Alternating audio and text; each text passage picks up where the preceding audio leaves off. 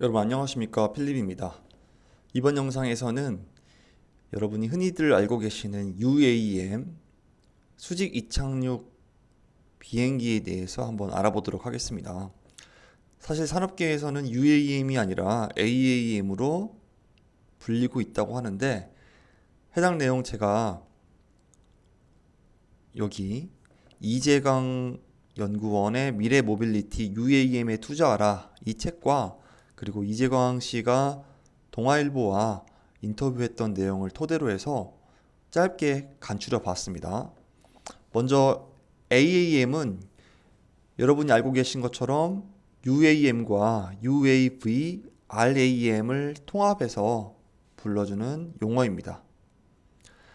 UAM 같은 경우에는 도심 항공 모빌리티라 해서 요즘에 뉴스와 신문 기사에 많이 나오고 있는 항공체를 의미하고, UAV는 우리가 이미 쉽게 볼 수 있는 무인 항공기, 즉 드론을 통해서 배달을 하는 것입니다.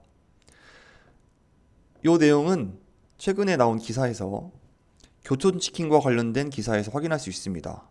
한국경제TV의 신선미 기자님께서 올리신 기사인데 12월 8일에 올라온 기사입니다. 교촌 F&B가 드론 물류 배송 솔루션 전문 스타트업 파블로 항공과 치킨 드론 배달 시범 비행을 성공리에 마쳤다고 합니다. 주문을 받은 교촌치킨 청평점에서 조리된 치킨은 드론 배송함에 넣어진 이후 주문지인 가평지역 펜션까지 사전에 설정된 경로로 7km 비가시권 비행을 성공적으로 수행했다고 합니다. 여기 비행에 쓰인 드론은 파블로 항공이 제작한 것으로 최대 무게 5kg을 탑재할 수 있고 비행 가능 시간은 40분입니다. 교촌 F&B 관계자는 이번 시험 비행은 드론 배달의 장점과 가능성을 확인할 수 있었던 비행이었다며, 향후 드론 배달 상용화를 위한 다양한 연구와 시도를 이어나가도록 하겠다고 밝혔습니다. 네, 이제 드론으로 치킨도 배달시켜 먹을 수 있는 그런 시대가 머지않은 것 같습니다. 네, 이처럼 UAV를 방금 기사를 통해 확인해 보셨고, RAM은 UAM과 비슷합니다.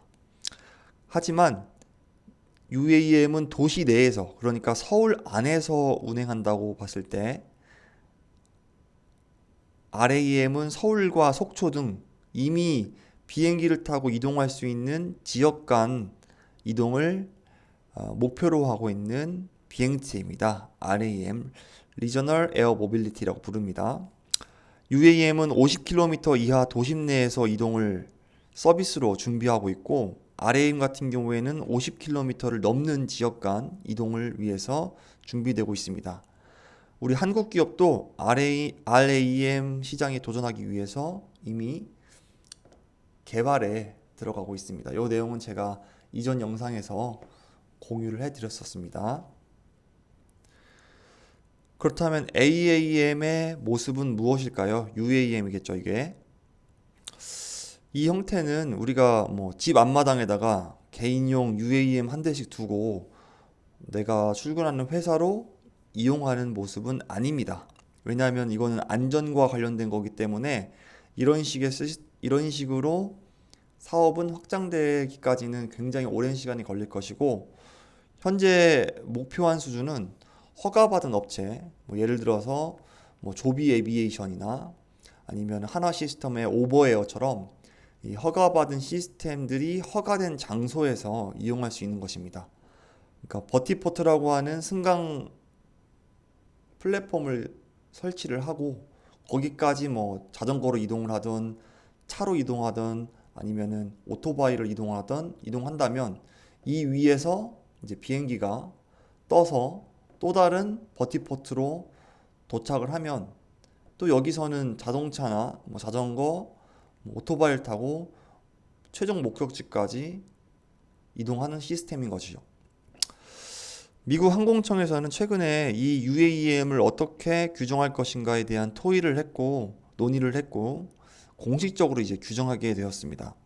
그러니까 우리가 흔히 알고 있는 헬리콥터는 회전익이라는 항공체이고, 비행기는 고정익입니다. 그러니까 프로펠러가 있는 회전익과 그리고 날개가 있는 고정익도 아니고 이 UAM은 새로운 이동수다, 즉 스페셜 클래스다라고 하면서 새로운 개념을 정했습니다. 이게 정해져야 법과 제도가 만들어지기 시작할 수 있기 때문에 이 규정은 굉장히 중요한 포인트입니다. 그리고 이제 UAM에서 사용하는 기체를 eVTOL이라고 우리는 명칭하고 있습니다. Electronic Vertical Takeoff and Landing, 이 약자인데요. 전기 배터리를 이용한 수직 이착륙기를 의미합니다. 형태는 여러분이 기사나 뉴스에서 많이 보셨던 것처럼 이와 같은 모습이 주를 이룰 것이고, 당연히 전기로 추진되고 헬리콥터처럼 위아래로 떠서 위로 떠서 이제 수평으로 이동한다, 이 개념입니다. 따라서 활주로가 필요 없기 때문에 도심 내에서 이용할 수 있는 것입니다.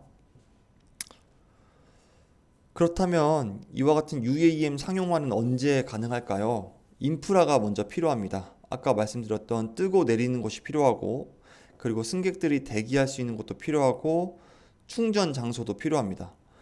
때문에 뭐 빌딩의 옥상에 이 뜨고 내리는 곳이 위치하기는 좀 어려울 것이라는 것이 전망입니다. 왜냐하면 대기 장소도 필요하고 충전 장소도 필요하기 때문입니다. 보통 한 15분에서 20분 정도 충전을 하면은 한 40km 정도 이동할 수 있게끔 기체를 개발하고 있다고 합니다. 이건 조비 에비에이션의 S4라는 기체입니다. 미국의 경우에는 2025년을 목표로 하고 있습니다. 여기에는 조종사 1명과 4명의 승객이 타는 형태일 것입니다. 여기서 중요한 건 요금 체계인데, 이용 가격은 한국 기준으로는 인천공항에서 잠실까지 편도로 10만원에서 15만원 정도로 책정이 되겠지만, 미국의 경우에는 초기에는 우버 블랙 수준으로 이용료가 이제 책정될 것이라고 합니다. 비행기 좌석처럼 좌석별로 정해진 가격을 받고 탑승하는 시스템일 것입니다. 우리가 택시를 타게 되면 이동한 거리만큼 비용을 지불하는데, 그게 아니라 좌석을 얼마 지정된 가격에 사는 것입니다. 우리나라 같은 경우에는 택시가 그 비용이 저렴하기 때문에 사실 메리트가 크게 있지 않겠지만, 미국의 경우에는 택시값도 비싸기 때문에 이 시장을 이제 공략하는 것이고, 나중에 대량 생산이 가능해진다면 이 가격은 떨어질 여지가 충분히 있습니다. 유럽 같은 경우에는 2024년 파리올림픽을 목표로 합니다. 그런데 여기가 이제 숨겨진 포인트가 한 명 조종사, 한 명 승객입니다. 그러니까 여객의 기능이 아니라 단순하게 투어나 관광 목적으로 사용되기 때문에 진정한 의미의 상용화는 미국을 생각하셔야 됩니다. AAM을 통한 미래 모습을 우리가 그려볼 수 있는데, 주거지를 확장할 수 있고, 친환경적으로 저탄소를 이제 추구할 수 있고, 2040년 정도가 되면은 자율주행도 가능하다고 합니다. 그리고 관광 산업의 발전도 이루어질 수 있는 거죠. 서울에 와서 에어택시를 타고 이제 다른 도시에 가서 다시 또 서울로 돌아오는 것이죠. 이게 이제 가능해지는 거고, SK텔레콤은 이와 같은 비즈니스에 회사의 계획을 세우고 있습니다. 네, 다음을 살펴보면 AAM 선도 기업을 알아볼 수 있는데, 조비 에비에이션, 그 다음에 베타 테크놀로지스가 미국에서 가장 대표하는 선도 기업입니다. 그 선도 기업의 기준은, 이 두 회사는 미 연방 항공청인 FAA와 나사, 그리고 미 공군과 이미 프로젝트를 진행 중에 있습니다. 그리고 투자 자금도 굉장히 여유가 있습니다.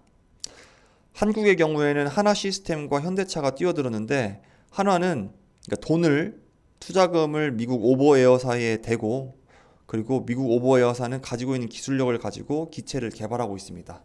버터플라이라고 하는 기체입니다. 현대그룹은 슈퍼너리라고 하는 독자적인 기업을 미국에 설립했습니다. 그리고 아직은 어떤 형태의 기체를 만들겠다라는 발표는 없이, 이런 선도 기업들이 어떻게 앞으로 나아가는지를 보고 나서 뛰어들 것으로 예상이 됩니다. 그렇다면 최종 승자는 누가 될 것일까요? 의미 있게 개발하고 있는 업체는 전 세계에 30개 정도 됩니다. 200개 정도의 스타트업이 전 세계적으로 있고 그 중에서 30개 정도만 진짜 목숨 걸고 투자하고 있는 것이죠. 자동차 산업을 생각해 보면은 알 수 있습니다. 그 전에 자동차 산업이 막 시작됐을 때 굉장히 많은 회사가 있었지만 지금은 10개 정도로 회사가 압축되었습니다. 그것처럼 AAM 산업도 뭐 5개에서 7개 정도로 이제 회사가 압축이 되면 그때 되면은 사업이 본격적으로 자리가 잡았다라고 말할 수 있을 것입니다. 네, 요즘에 기사나 또는 뉴스에서 요 UAM 관련 산업에 대해서 굉장히 많은 기사들이 나오고 있습니다. 그러나 주가를 보면은 이와는 반대되는 입장인데 이 방금 말씀드렸던 조비 에이비에이션과 뭐 아처 같은 기업들의 주가는 반토막이 났습니다. 이것은 어쩔 수 없는 거시경제 상황에 따른 결과인데요. UAM 기업들은 어쩔 수 없이 미래를 바라보는 기업이기 때문에 그 기업들의 가치가 지금은 굉장히 크게 떨어질 수밖에 없는 상황입니다. 그러나 중요한 것은 이들이 플랜을 세웠고 그 플랜에 맞춰서 개발되고 있는가가 중요한 것인데 문제없이 진행 중이라고 이재광 수석연구원은 말해주고 있습니다.